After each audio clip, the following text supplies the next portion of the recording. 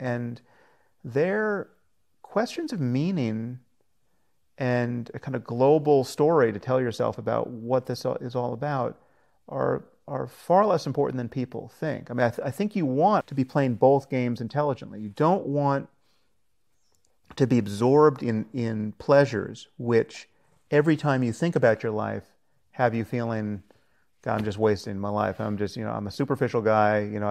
I got wealthy and now I just, do heroin and play golf, right? And it's just fun. Like whenever you check in with me, I feel pretty good because I have, an unlimited supply of heroin and golf.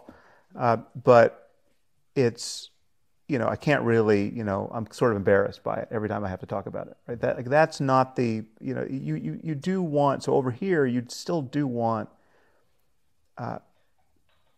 you want your pleasures to be justified by good relationships and a world that cares about your inputs and outputs, right? So you're like you want what you're paying attention to all day long to matter to someone else. And we're so deeply social. It's not wrong to want those things.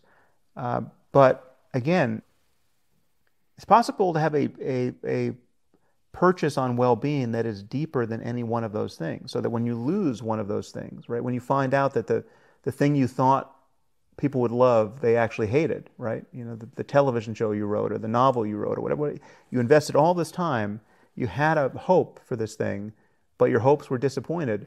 How long do you suffer over that, right? In the absence of this sort of superpower where you can actually find an intrinsic well-being to consciousness, it will be for as long as your bad genes and bad life experiences dictate, right? It's like it's just you're at the mercy of who you were yesterday. And so as a skill, meditation is fairly unique in that you can actually reset independent of what's going on. But again, it's not a reason to become totally immune to your the effects you're having on the world and what the world is telling you, because ultimately you are going to spend most of your time asleep and dreaming, in this state with, in conversation with yourself and in conversation with others, no matter how much you meditate. I mean, I think ultimately there are people who get, quote, fully enlightened and completely break the spell of being identified with thoughts.